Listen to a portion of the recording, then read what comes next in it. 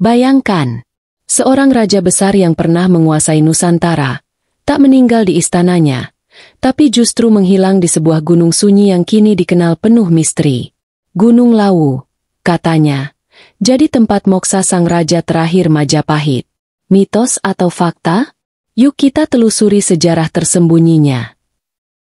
Bayangkan suasana senja yang muram di abad ke-15. Angin dingin berembus pelan di halaman keraton Majapahit yang mulai senyap. Prabu Brawijaya duduk diam di singgasananya. Pandangannya kosong menatap langit yang memerah. Ada rasa yang sulit dijelaskan di dadanya, antara firasat, kesedihan, dan keraguan yang menumpuk dari waktu ke waktu. Suara gamelan yang biasanya menggema megah kini berganti dengan desiran halus, seolah seluruh istana tahu, akhir dari kejayaan besar itu sudah dekat. Tapi tak satu pun tahu bagaimana akhir itu akan datang. Kabar dari barat membawa kecemasan. Bukan dari kerajaan lain, bukan dari penjajah asing, tapi dari Demak, wilayah kekuasaan Islam yang sedang tumbuh pesat. Dan yang paling menyayat hati, pemimpinnya adalah Raden Patah, anak kandung sang Prabu sendiri. Daging dari dagingnya, darah dari darahnya. Tapi kini, keduanya berdiri di sisi yang berseberangan. Bukan sekadar konflik politik. Ini adalah pergeseran dunia lama ke dunia baru. Sebuah benturan keyakinan, yang bukan hanya mengancam Majapahit, tapi seluruh tatanan yang telah dijaga selama berabad-abad. Pasukan Demak mulai bergerak. Wilayah demi wilayah Majapahit runtuh tanpa banyak perlawanan. Tapi yang mengejutkan bukanlah kehancuran, melainkan sikap sang Prabu. Ia tidak mengangkat senjata. Ia tidak memanggil bala bantuan. Ia hanya menyepi. Dalam diam, ia menolak berperang melawan putranya sendiri. Sebuah keputusan besar yang menimbulkan tanda tanya bagi semua orang di sekelilingnya. Apakah ini bentuk kebijaksanaan? Atau bentuk keputusasaan? Lalu, pada suatu malam yang sunyi, Prabu Brawijaya menghilang. Tidak ada perayaan. Tidak ada perpisahan. Kamar pribadinya kosong, pakaian kebesaran ditinggal rapi, dan tak ada seorang pun yang tahu kemana ia pergi. Pencarian dilakukan secara diam-diam oleh para abdi setia. Mereka menelusuri lorong-lorong rahasia, menyusuri jalan hutan, bertanya pada pertapa-pertapa tua. Namun hasilnya nihil. Yang mereka temukan hanyalah kabar samar yang berbisik. Sang raja berjalan ke arah timur, menuju gunung sunyi yang telah lama dianggap keramat. Gunung itu adalah Lawu, berdiri tinggi dan angkuh di batas antara Jawa Tengah dan Jawa Timur. Dikenal bukan hanya karena keindahannya, tapi karena auranya yang penuh misteri. Gunung Lawu bukan sekadar bentang alam, ia adalah tempat yang dianggap sebagai gerbang antara dunia manusia dan alam para leluhur. Orang-orang percaya, siapapun yang masuk terlalu dalam tanpa izin batin, bisa tersesat bukan secara fisik, tapi secara spiritual. Maka saat kabar menyebar bahwa Prabu Brawijaya menuju ke sana, seluruh Jawa terdiam. Mereka tahu, ini bukan pelarian. Ini adalah perjalanan suci yang tidak semua orang berani tempuh. Di punggung Gunung Lawu yang berkabut abadi, Prabu Brawijaya berjalan seorang diri. Tak ada pasukan, tak ada pembantu. Hanya tubuh yang mulai renta dan semangat yang tetap menyala. Ia mendaki perlahan, menapaki jalur yang hanya bisa dilalui mereka yang siap meninggalkan dunia. Di balik semak, suara burung dan binatang malam terasa jauh, seakan takut pada sosok yang tengah mendaki. Di titik tertinggi, sang Prabu duduk bersila. Ia tak membawa harta, hanya jiwa yang siap menerima takdir. Di sana, ia bertapa, menyatu dengan sunyi. Hari-hari berlalu, namun ia tak bergerak. Hingga perlahan, keberadaannya mulai memudar, lenyap dari pandangan manusia biasa. Proses itu disebut moksa, puncak spiritualitas dalam ajaran Hindu dan Buddha. Tidak mati, tapi melebur. Tidak hilang, tapi berubah wujud. Para leluhur Jawa percaya bahwa hanya mereka yang telah menyucikan diri sepenuhnya yang bisa mencapai moksa. Dan Prabu Brawijaya, dengan segala penderitaan batin dan kebijaksanaan yang ia raih, adalah salah satunya. Ia tidak ingin menjadi raja dari dunia yang telah berubah. Maka ia memilih jalan lain, menjadi bagian dari alam. Ia bukan lagi manusia biasa. Ia menjadi roh penjaga, saksi bisu dari perputaran zaman yang terus berjalan di bawah bayang-bayang Gunung Lawu. Sejak saat itu, aura Gunung Lawu berubah. Para petapa yang biasa bertapa di sana mulai merasakan kehadiran lain. Kadang terdengar langkah kaki di malam hari, padahal tak ada siapa-siapa. Kadang ada bayangan berjubah melintas di celah kabut, lalu menghilang seketika. Pendaki-pendaki modern yang tak percaya hal gaib pun mengaku mengalami kejadian aneh. Suara gamelan di tengah hutan, kabut yang turun tiba-tiba, bahkan bisikan yang menyebut nama mereka. Tidak semua merasa takut, tapi hampir semua merasa diawasi. Seolah ada mata tak terlihat yang mengamati setiap gerak-gerik mereka. Dari kisah-kisah itulah muncul satu nama baru, Sunan Lawu. Sosok gaib yang dipercaya sebagai penjelmaan spiritual dari Prabu Brawijaya. Bukan wali dalam pengertian Islam, tapi penjaga spiritual dalam tradisi Jawa. Ia disebut sebagai penguasa dimensi halus di sekitar Gunung Lawu. Ia tak muncul sembarangan.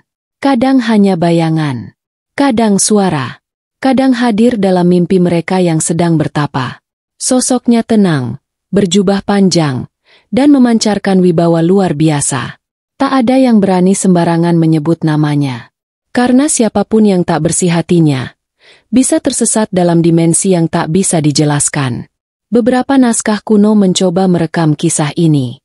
Dalam Babat Tanah Jawi dan Serat Kandha, ada bagian yang menyebut tentang raja yang menghilang, menuju timur, dan moksa di gunung. Tapi penulisnya seolah segan menuliskan semuanya. Mungkin karena kisah ini terlalu sakral. Atau karena ini adalah warisan lisan, yang hanya boleh diteruskan kepada mereka yang siap memahami makna terdalamnya. Tak ada makam, tak ada prasasti resmi. Tapi cerita ini tetap hidup, mengalir dalam darah dan ingatan orang Jawa.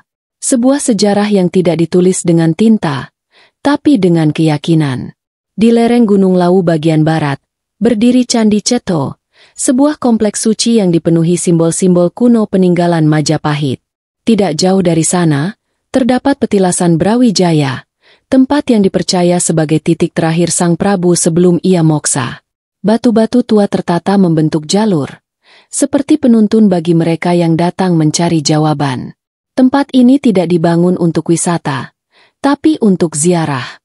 Setiap orang yang datang diminta membersihkan pikirannya. Di sini, waktu seolah berjalan lambat. Aroma dupa dan bunga melati memenuhi udara, dan dalam keheningan itu, banyak orang mengaku merasakan kehadiran yang tak kasat mata. Setiap malam satu suro, malam pergantian tahun dalam kalender Jawa, ribuan peziarah naik ke Gunung Lawu. Mereka bukan pendaki biasa. Mereka datang dengan niat khusus, berdoa, bertapa, memohon petunjuk, atau sekadar menyampaikan rasa hormat. Jalur pendakian yang biasanya sepi, berubah menjadi lautan cahaya obor dan suara mantra. Tak ada suara musik, tak ada teriakan, hanya desahan angin dan langkah kaki yang pelan. Malam itu, Gunung Lawu menjadi altar raksasa, dan nama Brawijaya dipanggil dalam diam oleh ribuan hati yang percaya bahwa ia masih menjaga tanah ini, meski tak lagi dalam wujud manusia. Namun Gunung Lawu bukan tempat yang bisa dijamah sembarangan. Ada sisi lain yang misterius, gelap, dan tak bisa dijelaskan logika. Banyak yang kembali dengan cerita aneh. Tentang sosok bayangan yang berjalan tanpa suara. Tentang suara gamelan dari arah hutan. Padahal tak ada satupun orang di sana. Bahkan ada yang merasa kehilangan waktu, seperti baru turun gunung 2 jam setelah mendaki. Padahal matahari sudah terbenam. Mereka yang meremehkan tempat ini sering tersesat. Bahkan ada yang jatuh sakit tiba-tiba. Gunung Lawu tidak melukai, tapi ia menegur. Dan tegurannya kadang datang dengan cara yang membuat bulu kuduk berdiri. Salah satu lokasi paling misterius di jalur pendakian adalah Pasar Setan.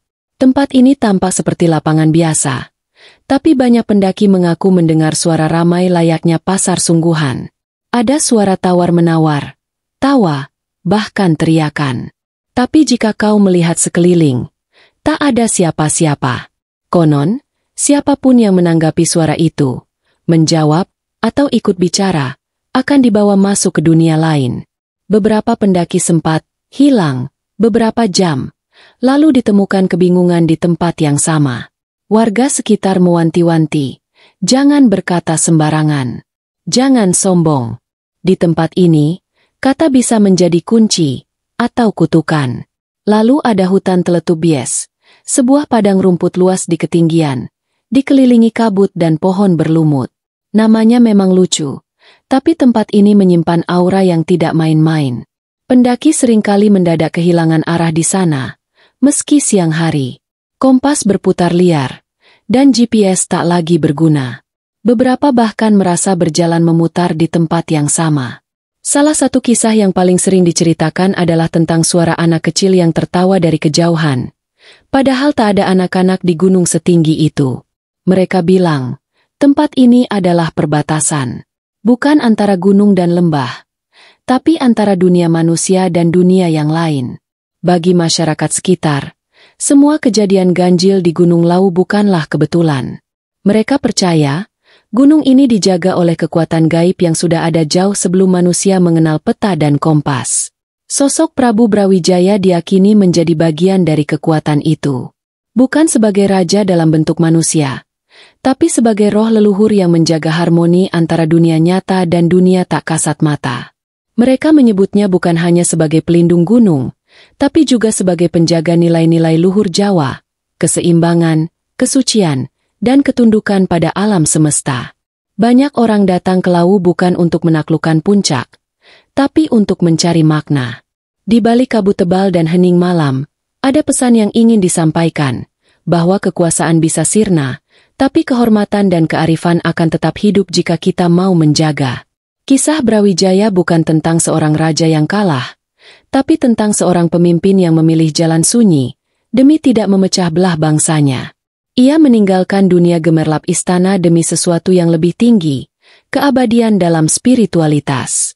Pertanyaannya kini bukan lagi tentang kemana Brawijaya pergi, tapi, mengapa ia memilih menghilang? Apa yang mendorong seorang raja besar menolak perang dan justru menyepi ke gunung? Sebagian menganggapnya lari. Tapi bagi banyak orang Jawa, itu adalah bentuk tertinggi dari pengorbanan. Ia tak ingin sejarah dipenuhi darah karena perebutan kekuasaan antar keluarga.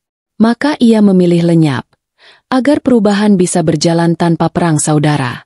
Sebuah keputusan yang berat, dan hanya bisa dimengerti oleh mereka yang memahami kedalaman jiwa Jawa. Cerita tentang Brawijaya dan Gunung Lawu akhirnya menjadi lebih dari sekadar legenda. Ia adalah simbol dari peralihan besar, dari zaman Hindu-Buddha menuju era Islam, dari keraton ke pesantren, dari panji kerajaan ke bendera tauhid. Namun, cara perubahan itu terjadi, bukan dengan kekerasan semata, tapi dengan keheningan, pertapaan, dan transendensi. Gunung Lawu menjadi saksi dari pergeseran zaman paling besar dalam sejarah Nusantara. Dan nama Brawijaya menjadi penghubung antara masa lalu yang agung dan masa depan yang penuh harapan. Hari ini, saat orang mendaki Lawu atau sekadar memandang puncaknya dari kejauhan, mereka bukan hanya melihat gunung. Mereka melihat cerita. Mereka melihat warisan. Mereka melihat keheningan yang menyimpan ribuan bisikan sejarah. Dan di balik semua itu, ada satu sosok yang tetap hadir meski tak terlihat. Prabu Brawijaya V, sang raja yang memilih moksa, dan kini menjadi bagian dari alam, dari legenda, dan dari jiwa orang Jawa. Ia tidak mati. Ia abadi. Di puncak sunyi Gunung Lawu.